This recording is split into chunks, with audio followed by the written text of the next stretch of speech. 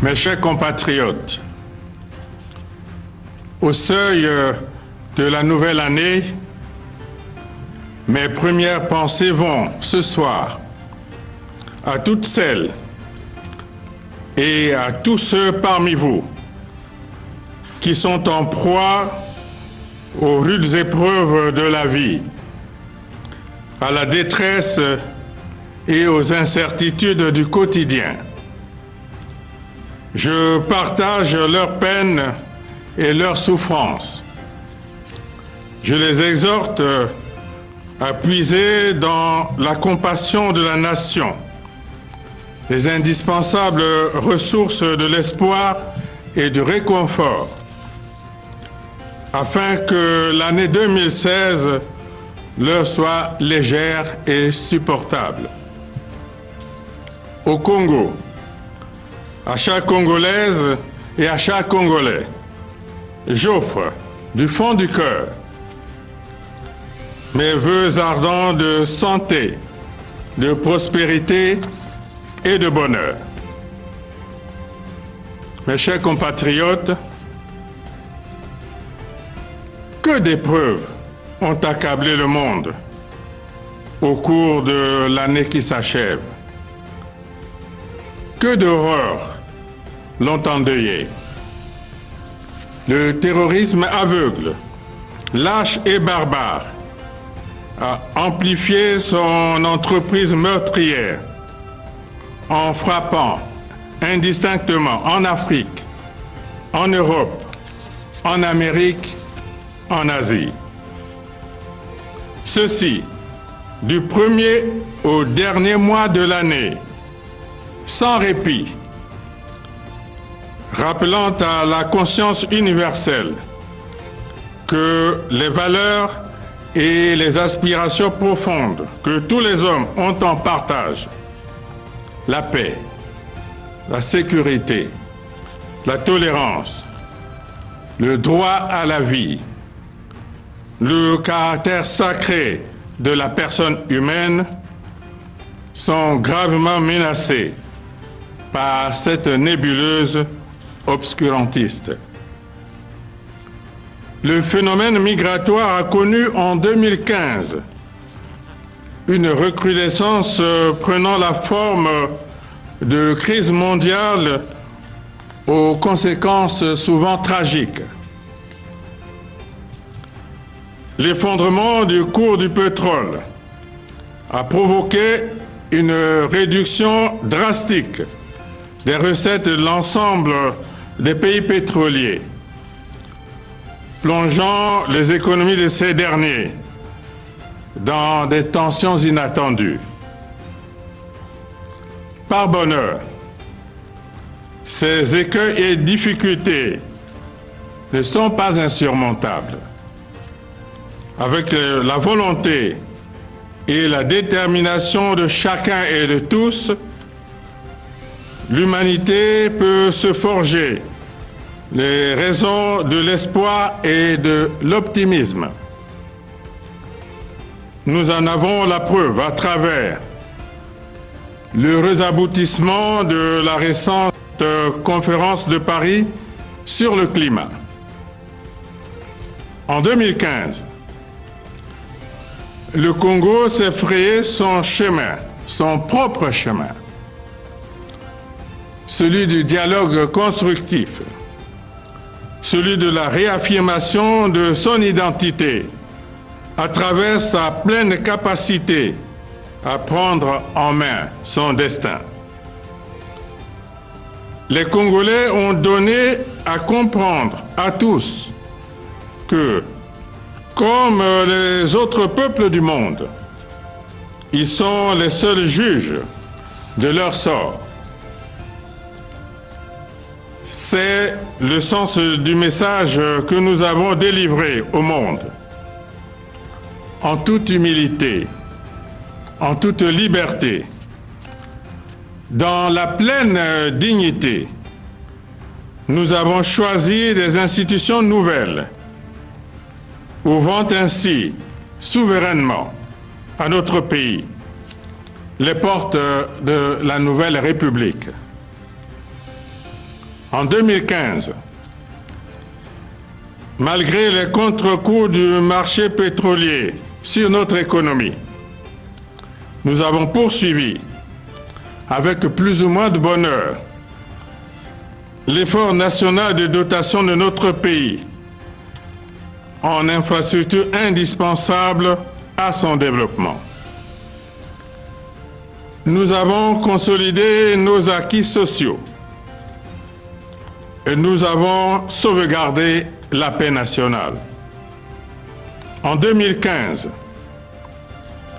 le mérite et le génie de notre peuple ont été mis en lumière grâce à l'organisation réussie des 11e Jeux africains.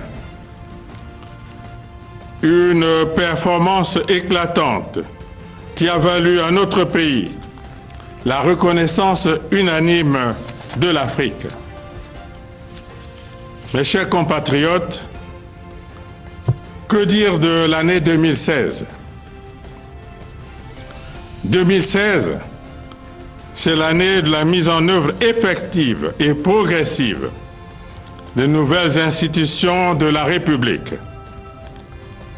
C'est une année électorale, une année qui, à ce titre, doit de nouveau consacrer notre haute maturité et notre sens élevé de la nation. Cela pour que les échéances politiques à venir, en commençant par l'élection présidentielle, dont la date vient d'être fixée, ne fassent pas le lit des diables qui, de temps en temps, quand ils le veulent, nous prennent la tête.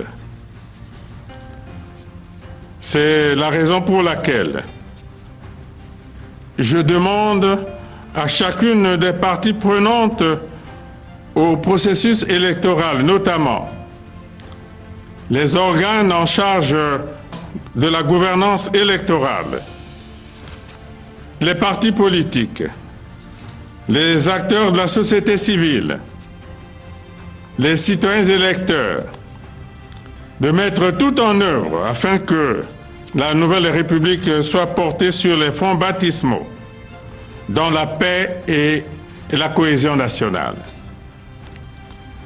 2016 s'annonce par ailleurs comme une année difficile au plan économique et financier.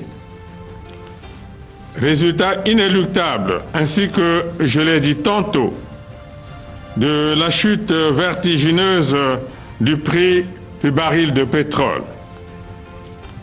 Cette conjoncture défavorable ne doit pas entamer notre ardeur au travail. Au contraire, elle doit être le levain de notre capacité à donner à la nation ce qu'elle est en droit d'attendre de nous. La dynamique de progrès qui est en marche depuis quelques années ne doit pas s'arrêter. Nous devons, malgré tout, maintenir le cap de nos ambitions économiques et sociales en disposant de nos ressources avec parcimonie. Ainsi, en accordant la prédilection à l'essentiel, l'État sera en mesure de tenir ses principaux engagements, surtout ceux à caractère social.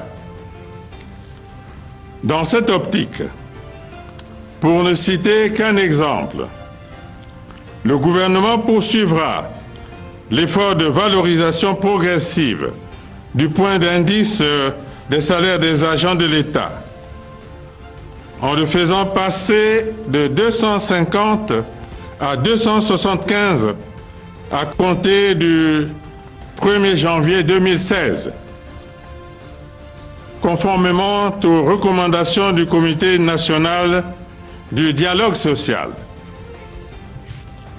Un autre engagement auquel l'État ne doit se dérober en 2016, c'est la municipalisation accélérée du département de la Bouinza et l'organisation de la fête nationale à Madingu. Les populations de la Bouenza sont en légitime attente de la réalisation de cette promesse. Elle doit être tenue. Mes chers compatriotes,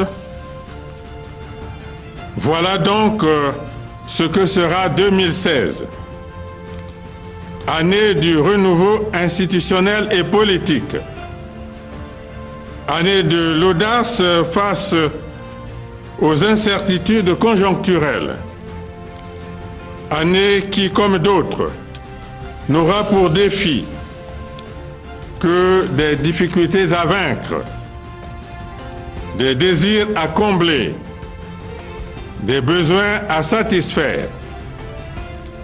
Cela n'est pas nouveau, car c'est le combat de la vie, le combat de chaque instant, le combat de tous les temps. À nous d'affronter ce combat, toujours unis, dans l'indispensable cohésion et la nécessaire cohérence, pour donner à la République naissante des assurances de stabilité et de pérennité. Nous en avons les moyens, nous en avons les possibilités. Tous mes vœux accompagnent chacune et chacun de vous afin que 2016 soit pour nous tous une année de tous les succès. Vive le Congo, vive la République.